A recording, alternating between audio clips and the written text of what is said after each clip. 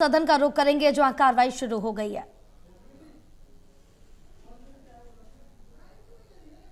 कि भारत की सुश्री दिव्या देशमुख ने जॉर्जिया के बातूमी शहर में आयोजित फिडे शतरंज महिला विश्व कप फाइनल में विजय हासिल की है। वे इस प्रतियोगिता को जीतने वाली पहली भारतीय महिला है। इसके साथ ही वे भारत की चौथी महिला शतरंज ग्रैंड मास्टर भी बन गई है।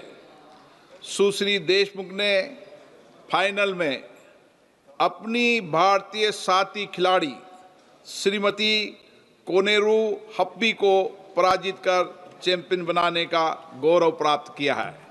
हमें खुशी है कि फाइनल में भी दोनों भारत की खिलाड़ी रहे। ये भारत के लिए बड़ा हर्ष का विषय है। पूरे विश्व ने देखा है कि इस विश्व स्तरीय प्रतियोगिता के फाइनल में पहुंचने वाली दोनों भारत खिलाड़ी का हम अभिनंदन करते हैं। इन दोनों भारतीय महिला खिलाड़ियों की इस उपलब्धि से पूरे देश में अपार खुशी और उमंग का वातावरण है। उनकी इस जीत ने सभी भारतीयों को, विशेष रूप से हमारे युवाओं को बहुत बड़ी प्रेरणा मिलेगी।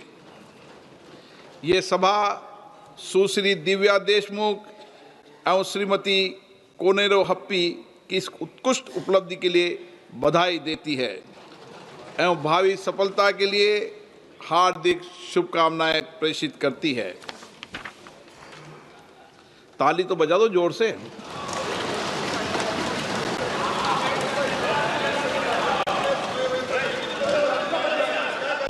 Question number 121 Shri Manickam Tagore.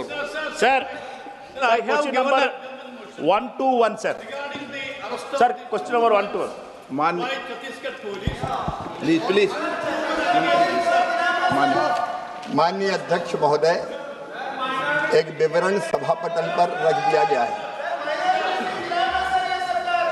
माननीय सदस्य,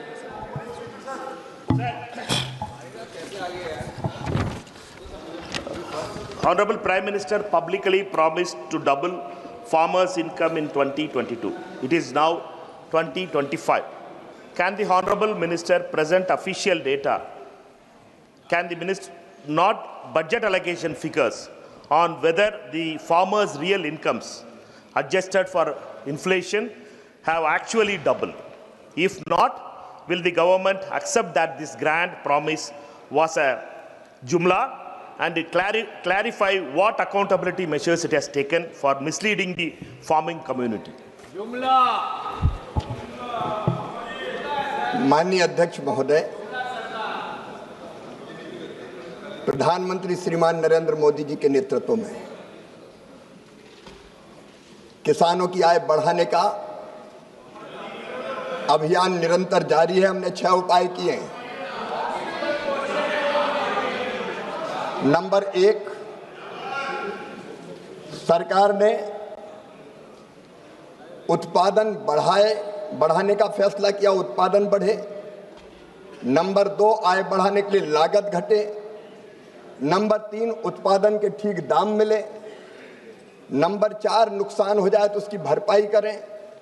नंबर 5, कृषि का विविधीकरण, केवल एक फसल की खेती नहीं, फलों की खेती, फूलों की खेती, सब्जियों की खेती, औषधि खेती, कृषि वानिकी, मछली पालन, पशुपालन, अलग अलग अनेकों प्रयत्न किए। और आज मैं प्रसन्नतापूर्वक आपको बताना चाहता हूं माननीय अध्यक्ष महोदय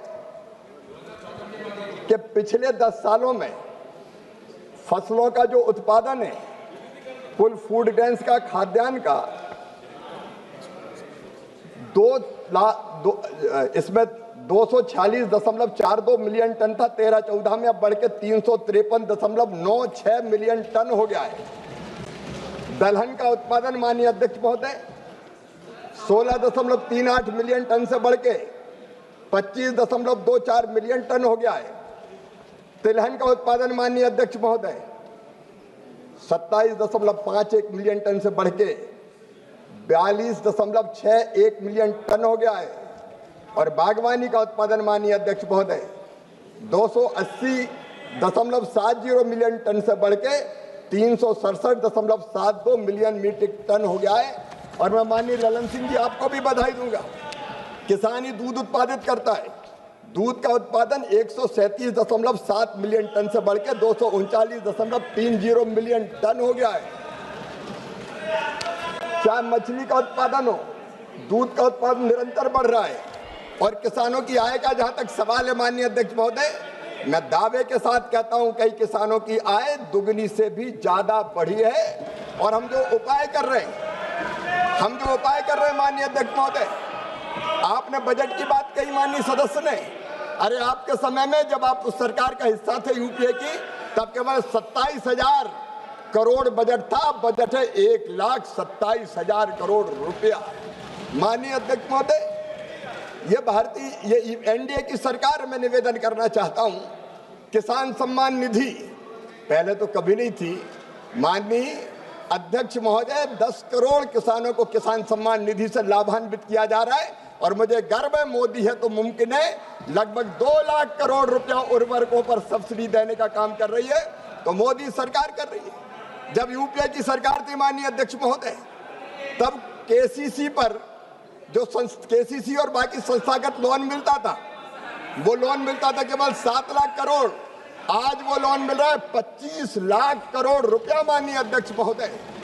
फसल बीमा योजना के अंतर्गत मुझे कहते हुए गर्व है कि ये एनडीए की सरकार है जिसने 35,000 करोड़ रुपए के प्रीमियम के मुकाबले 1,83,000 करोड़ रुपए का क्लेम किसानों के खाते में डालने का काम किया है। ये एनडीए की सरकार है माननीय अध्यक्ष महोदय, जो किसानों की आय बढ़ाने के लिए मैकेनाइजेशन पर सब्सिडी दे रही है। पर ड्रॉप मोर क्रॉप में किसानों को ड्रिप और स्प्रिंकलर दिए जा रहे हैं। Poly house technology, green house technology, फलों पर सब्जियों के उत्पादन से लेके बाकी सब चीजों पर उत्पादन बढ़ाने के प्रयास और ठीक ढंग से खरीदने के प्रयास। माननीय अध्यक्ष महोदय, किसान की आय बढ़े, इसलिए इसी सरकार ने फैसला किया कि उत्पादन की लागत पे कम से कम 50% मुनाफा जोड़कर किसान को एमएसपी प्रदान की जाएगी। जब इनकी सरकार थी तो 50% उत्पादन की लागत पर जोड़ने से कैबिनेट की बैठक में इन्होंने इनकार कर दिया था कि ये बाजार को विकृत कर देगा। ये संभव नहीं है, ये इनका कहना था। और इसलिए मैं कह रहा हूं माननीय अध्यक्ष महोदय, एमएसपी पर रिकॉर्ड खरीदी हो रही है, नुकसान पर भरपाई की जा रही है और यूरिया हो, डीएपी हो, बाकी उर्वरक हो, सब्सिडी पर उपलब्ध कराए जा रहे हैं। इससे किसानों की आय निरंतर बढ़ रही है माननीय अध्यक्ष महोदय। Sir, thank you sir. मैं डबलिंग का बात किया था, बट इनकम डबलिंग का बारे में सीनियर मंत्री है और उनने दूसरा बात किया। कोई बात नहीं। सेकंड क्वेश्चन है सर मेरा। द रिप्लाई सेलिब्रेट्स पीएम किसान and other schemes, but the harsh truth is tenant farmers, sharecroppers and landless laborers, for whom leader of opposition Rahul Gandhi ji has been raising for many years, who form more than half the rural agricultural force and still excluded from the benefits. Oh, sir. What is stopping the government from enacting a law or a scheme that recognizes cultivators without land titles, or is that the government only for land owning farmers? Very good. माननीय अध्यक्ष महोदय, कई योजनाएं उन किसानों के लिए चलाई जाती है जिनके पास लैंड होल्डिंग होती है। अलग अलग राज्य सरकारें, चूंकि कृषि राज्य का विषय है, माननीय विद्वान सदस्य ने पूछा है, जो टेनेंट फार्मर्स है उनके लिए अलग अलग योजनाएं चलाती हैं। लेकिन मैं ये भी बताना चाहता हूं कि केंद्र सरकार ने यह फैसला किया पिछले दिनों कि प्रधानमंत्री फसल बीमा योजना में अगर जिसके पास